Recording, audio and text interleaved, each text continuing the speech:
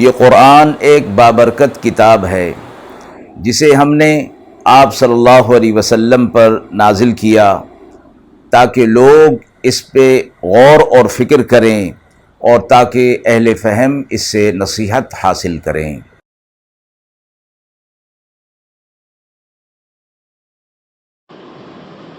بسم اللہ الرحمن الرحیم۔ السلام علیکم ورحمۃ اللہ وبرکاتہ۔ ناظرین کرام، درس قرآن مجید کے آج کے اس پروگرام میں ہم سورہ بنی اسرائیل کی آیت نمبر 4 کا آیت نمبر 8 کا ترجمہ اور تفسیر پیش کر رہے ہیں اور آخر میں پوچھے گئے سوال کا جواب ہوگا۔ اعوذ باللہ من الشیطان الرجیم، بسم اللہ الرحمن الرحیم۔ وَقَضَيْنَا إِلَى بَنِي إِسْرَائِيلَ فِي الْكِتَابِ لَتُفْسِدُنَّ فِي الْأَرْضِ مَرَّتَيْنِ وَلَتَعْلُنَّ عُلُوًّا كَبِيرًا فَإِذَا جَاءَ وَعْدُ أُولَاهُمَا بَعَثْنَا عَلَيْكُمْ عِبَادًا لَنَا أُولِي بَأْسٍ شَدِيدٍ فَجَاسُوا خِلَالَ الدِّيَارِ وَكَانَ وَعْدًا مَفْعُولًا ثُمَّ رَدَدْنَا لَكُمُ الْكَرَّةَ عَلَيْهِمْ وَأَمْدَدْنَاكُمْ بِأَمْوَالٍ وَبَنِينَ وَجَعَلْنَاكُمْ أَكْثَرَ نَفِيرًا إِنْ أَحْسَنْتُمْ أَحْسَنْتُمْ لِأَنفُسِكُمْ وَإِنْ أَسَأْتُمْ فَلَهَا فَإِذَا جَاءَ وَعْدُ الْآخِرَةِ لِيَسُوءُوا وُجُوهَكُمْ وَلِيَدْخُلُوا الْمَسْجِدَ كَمَا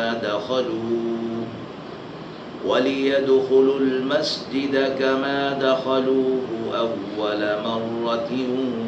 وَلِيُتَبِّرُوا مَا عَلَوْا تَتْبِيرًا عَسَى رَبُّكُمْ أَن يَرْحَمَكُمْ وَإِنْ عُدْتُمْ عُدْنَا وَجَعَلْنَا جَهَنَّمَ لِلْكَافِرِينَ حَصِيرًا۔ آیات مبارکہ کا ترجمہ ملاحظہ فرمائیں۔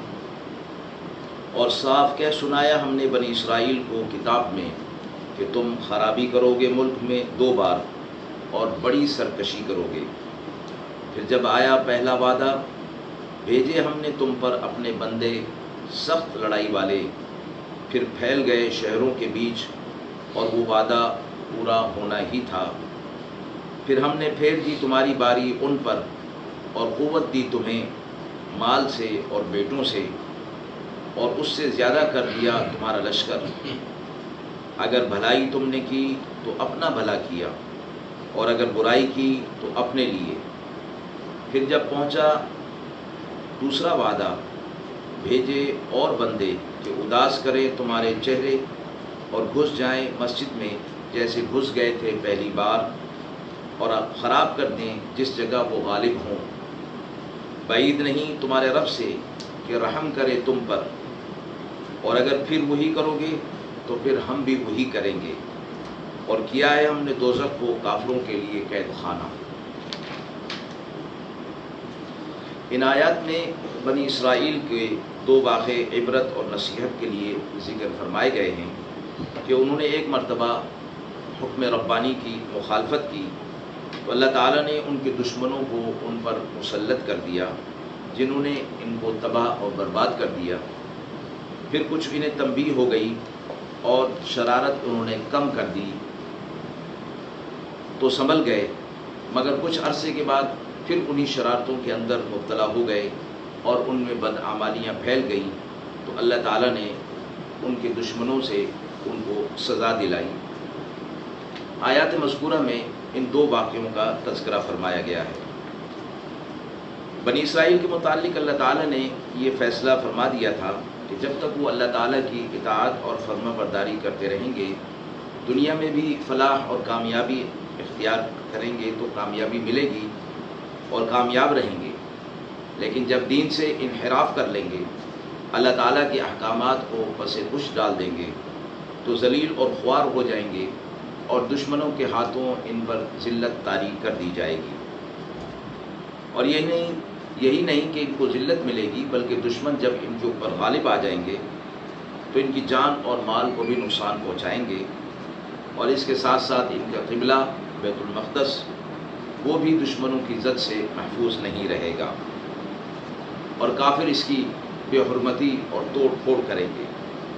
اور یہ بنی اسرائیل کے لیے سزا کا ہی ایک حصہ ہوگا۔ قرآن کریم نے ان کے دو واقعات کو ذکر فرمایا۔ پہلا واقعہ موسیٰ علیہ السلام کے زمانے کا ہے، اور دوسرا شریعت عیسیٰ علیہ السلام کے زمانے کا۔ ان دونوں میں بنی اسرائیل نے اپنے وقت کی شریعت الہیہ سے انحراف کر کے سرکشی کی۔ تو پہلے واقعے میں ایک مجوسی بادشاہ کو ان کے اوپر مسلط کر دیا گیا جس نے تباہی مچائی، اور دوسرے واقعے میں ایک رومی بادشاہ کو مسلط کیا گیا جس نے ان کو قتل کیا اور بیت المقدس کو منہدم اور ویران کیا۔ اس کے ساتھ یہ بھی ذکر کیا گیا کہ دونوں مرتبہ جب بنی اسرائیل اپنی بدعمالیوں پر نادم ہو کر تائب ہوئے تو پھر اللہ تعالیٰ نے ان کو ملک و دولت اور آل اولاد کو ان کے لیے بحال کر دیا، اور دوبارہ یہ چیزیں بطور نعمت کے عطا فرما دی۔ ان دونوں واقعات کے ذکر کے بعد اللہ تعالیٰ نے ایک ضابطہ ان کے لیے بیان فرمایا کہ وَإِنْ عُدْتُمْ عُدْنَا، اگر تم پھر نافرمانی اور سرکشی کرو گے تو پھر ہم بھی تمہاری اسی طرح سزا اور عذاب کو تم پر لوٹا دیں گے، اور یہ ضابطہ قیامت تک کے لیے ارشاد ہوا۔ اس کے مخاطب وہ بنی اسرائیل تھے جو رسول اللہ صلی اللہ علیہ وسلم کے عہد مبارک میں موجود تھے۔ اس میں یہ اشارہ کر دیا گیا کہ جس طرح پہلے شریعت موسیٰ علیہ السلام کی مخالفت انہوں نے کی اور دوسری مرتبہ شریعت عیسیٰ علیہ السلام کی مخالفت کی تو سزا اور عذاب کے اندر گرفتار ہوئے، اور اب تیسری بار شریعت محمدی صلی اللہ علیہ وسلم کا انکار ہے جو کہ شریعت قیامت تک چلنے والی ہے۔ اس کی مخالفت کرنے کا بھی وہی انجام ہوگا جیسا کہ پہلے ہوا، جلا وطن کر دیے گئے، ذلیل اور رسوا ہوئے، اور بیت المقدس پر بھی مسلمانوں کا قبضہ ہوا۔ فرق یہ ہے کہ پہلے بادشاہوں نے بیت المقدس کی توہین کی تھی اور بے حرمتی کی تھی، لیکن مسلمانوں نے بیت المقدس فتح کیا تو مسجد کا جو حصہ منہدم ہو گیا تھا اور غیر آباد ہو گئی تھی اس کو اثر نو تعمیر بھی کر دیا، اور قبلہ انبیاء علیہ السلام کے احترام کو بھی بحال کیا۔